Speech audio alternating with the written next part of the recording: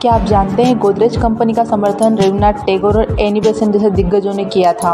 आखिर असहयोग आंदोलन में गोदरेज कंपनी की क्या भूमिका थी, जानने के लिए वीडियो में मेरे साथ अंत तक बने रहिए। दोस्तों, रोजमर्रा के जीवन में हमें नहाना हो, बाल कलर करने हो या फिर बेटी की शादी में अलमारी देनी हो, हमारी जुबान पर एक ही नाम आता है, गोदरेज। यहाँ तक कि इंडिया में अलमारी को गोदरेज के नाम से ही बुलाते हैं, जैसे कि हम टूथपेस्ट को कोलगेट के नाम से बुलाते हैं। पर दोस्तों, क्या आपने कभी सोचा है कि गोदरेज कंपनी की शुरुआत कैसे हुई, कैसे इस कंपनी ने हमें आज़ादी दिलाने में हमारी मदद करी? जानने के लिए वीडियो अंत तक देखिए। गोदरेज कंपनी की शुरुआत आर्देशिर गोदरेज ने की थी, जिन्होंने अफ्रीका से वकालत की पढ़ाई कर रखी थी, लेकिन इस प्रोफेशन में झूठ का बोलबाला होने पर उन्होंने वकालत छोड़ दी।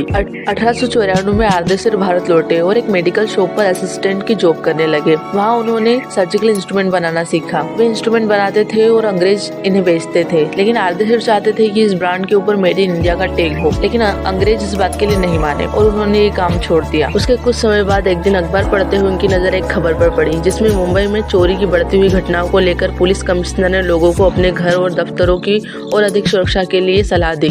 बस फिर क्या था, आर्देशिर गोदरेज को नए बिजनेस का आइडिया मिल गया और उन्होंने मुंबई में 215 वर्ग फुट के गोदाम में अपना काम शुरू किया। गोदरेज कंपनी के ताले इतने मजबूत थे कि उन्हें कोई तोड़ नहीं सकता था और ना ही एक ताले की चाबी किसी दूसरे ताले में लग सकती थी। इसी के विपरीत इंग्लैंड से आने वाले तालों में इंटीग्रेटेड स्प्रिंग लगा हुआ था, जो कि आसानी से टूट जाया करता था। अकेले कारोबार को संभालना मुश्किल था, इसलिए उन्होंने अपने छोटे भाई फिरोज शाह को भी अपने साथ शामिल किया। इन्हें गोदरेज ब्रदर्स के नाम से जाना जाता था। गोदरेज ब्रदर्स ने तालों के बाद जेवरात और पैसों को सेव करने के लिए लॉकर और अलमारियां बनाना शुरू किया। उन्होंने कई ऐसी अलमारियां बनाई जो कि लोहे की चादर को बिना काटे बनी थी। हालात ऐसे थे कि अंग्रेजों को अपने कीमती सामान रखने के लिए गोदरेज कंपनी की अलमारियां खरीदनी पड़ती थी। हिंदू की रिपोर्ट के अनुसार जब इंग्लैंड की महारानी भारत के दौरे पर आई थी तो उन्होंने गोदरेज कंपनी की तिजोरियां खरीदी थी। गोदरेज के तालों की तरह अलमारियों ने भी लोगों का मन जीत लिया। इसी के साथ 1897 में गोदरेज कंपनी का जन्म हुआ। लोगों को उनका ताला बहुत पसंद आने लगा, उनके साथ ही उनका बिजनेस चल पड़ा। साबुन से लेकर स्पेस तक पहुंच गया है गोदरेज।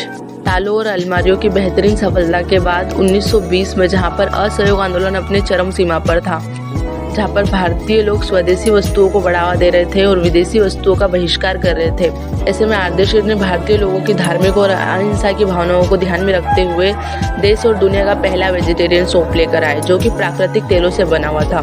बता दें कि उस समय बनने वाले साबुन जानवरों की चर्बी से बनाए जाते थे। आर्देशिर द्वारा बनाए गए साबुन को वतनी नाम दिया गया, जिस पर अविभाजित भारत की तस्वीर बनी हुई थी। आगे चलकर ये साबुन गोदरेज नंबर 1 के नाम से फेमस हुआ। कंपनियां जहां पर अपने फार्मूले गुप्त रखती है, ऐसे में आर्देशिर ने आंदोलन के चलते साबुन बनाने की विधियों को पर्चे पर छापकर जनता के बीच में बांटा।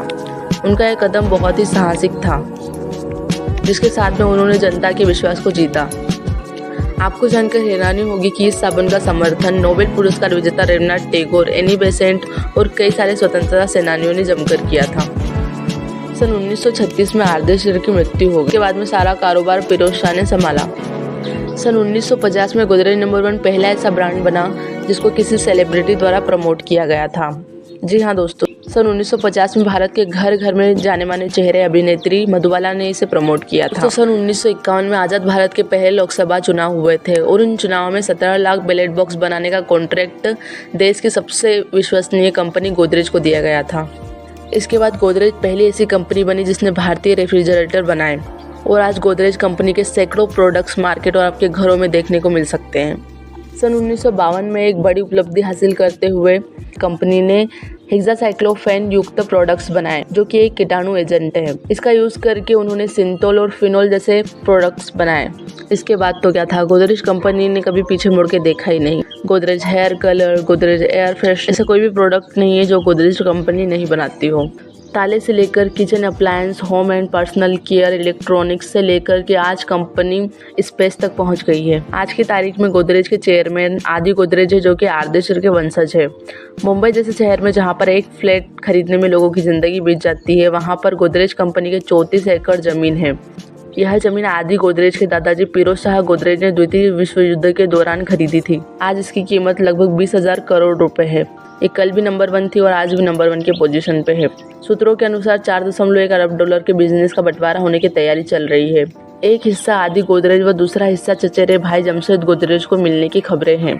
देखते हैं कंपनी आगे क्या रूप लेती है। ये वीडियो आपको कैसा लगा कमेंट करके जरूर बताइए और ऐसे इंटरेस्टिंग वीडियोस के लिए subscribe my channel. Thank you.